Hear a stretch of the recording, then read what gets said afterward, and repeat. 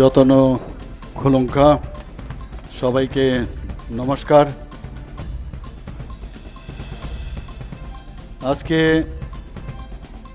7 ড্যামছড়া এবং কচুছড়া টিটিএডিসি যে কনস্টিটিউয়েন্সি সেখানে যে প্রকাশ্য জনসভা, সেই জনসভায়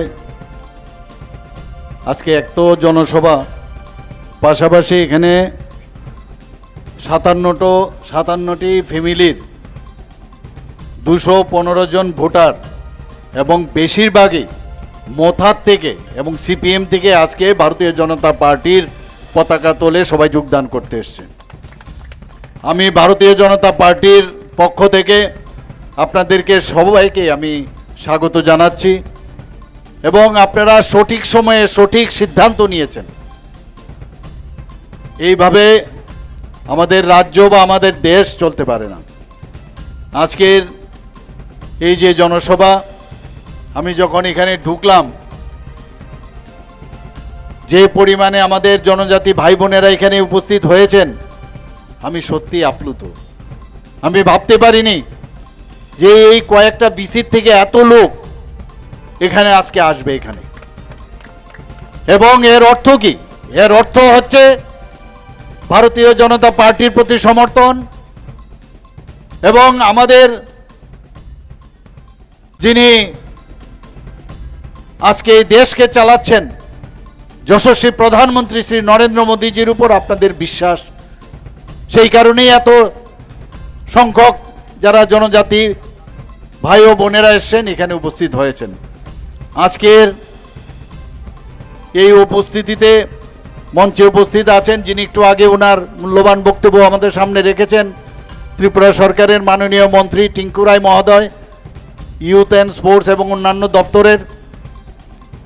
তাছাড়া আমাদের মাঝে উপস্থিত আছেন আপনাদের এই এলাকার সবার প্রিয় জনপ্রিয় বিধায়ক শ্রী সুধাংশু দাস মহোদয়। উনি ককবরক ভাষায় এবং খানিকটা বাংলা ভাষায় উনি আপনাদের সামনে বক্তব্য রেখেছেন। আমি জিজ্ঞেস করলাম ওনাকে যে কি করে তুমি ককবরক শিখলে?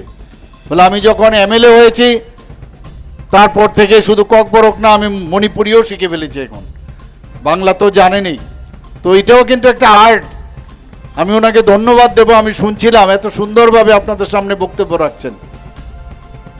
এবং আমরা এই যে সবকা সাথ সবকা বিকাশ আর বিশ্বাস আর তার প্রয়াস, সবার ভাষার প্রতি আমাদের সম্মান, সেটা কিন্তু আজকে উনার মাধ্যমে আমি একটা ঝলক সেখানে আমি দেখতে পেলাম। আমরাও চাই যে আমরা সব ভাষা জানি, একজন আরেকজনকে জানি, বোঝার চেষ্টা করি। চেষ্টা চলছে ককবরককে কিভাবে, ককবরক ভাষাকে কিভাবে উন্নয়ন করা যায় এবং অন্যান্য ভাষা যে সংখ্যালঘু ভাষা আমাদের সরকার তার জন্য আলাদা ডিপার্টমেন্টে তার ব্যবস্থা করছে। এখানে আমাদের মাঝে উপস্থিত আছেন মাননীয়া বিধায়িকা শ্রীমতী স্বপ্না দাস পাল মহোদয়া এবং যিনি আমাদের একটু আগে আমাদের এই জনজাতির, যাকে আমরা আজকাল যুব আইকন বলি, আমাদের ত্রিপুরা প্রদেশের সম্মানিত জেনারেল সেক্রেটারি শ্রী বিপিন দেববর্মা মহোদয়, উনিও আপনাদের সামনে আমাদের যে কথা আপনাদের সামনে রেখেছেন। এখানে জেলা সভাধিপতি ঊনকোটির শ্রী অমলেন্দু দাস, ডিস্ট্রিক্ট প্রেসিডেন্ট ধলাই ডিস্ট্রিক্টের শ্রী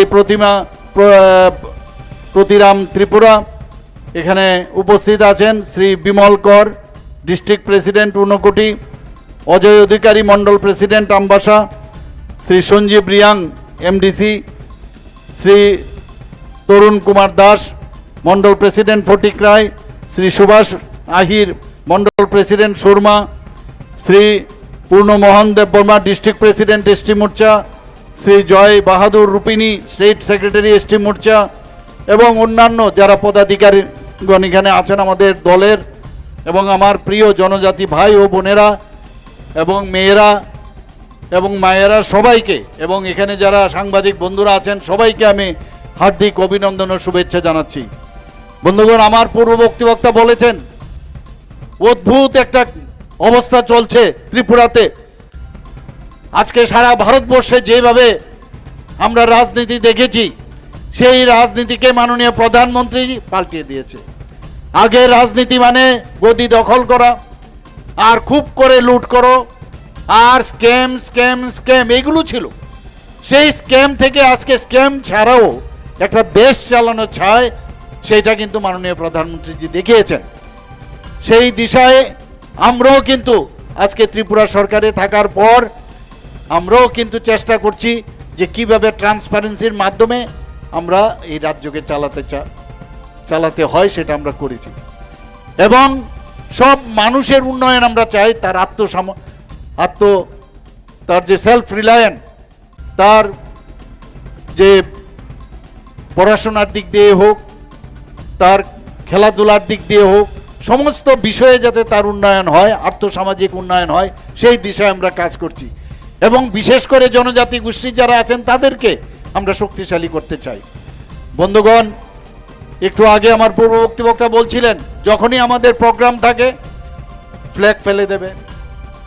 যারা এখানে আজকে প্রোগ্রামে আসবে তাদেরকে ধমকানো চমকানো, এটা কোন ধরনের রাজনীতি? এই রাজনীতি আপনারা কি চান? আপনারা কি চান আগুন দিয়ে পুড়িয়ে দেওয়া, অগ্নিসংযোগ করা, পার্টি অফিস পুড়িয়ে দেওয়া?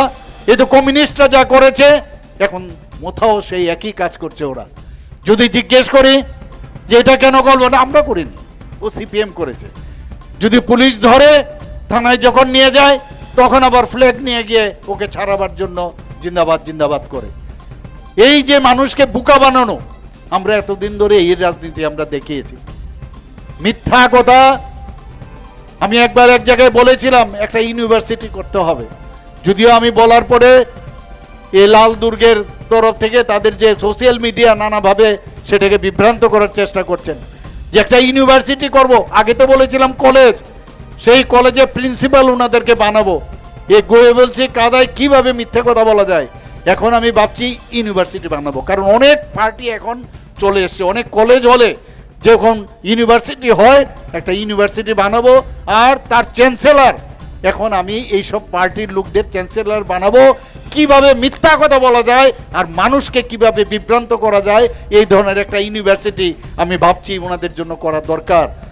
অদ্ভুত আজকে ফ্ল্যাগ ফেলে দেবে, কাউকে ধমকানো চমকানো, এবং খালি বলবে যে তিপ্রাসা তিপ্রাসা।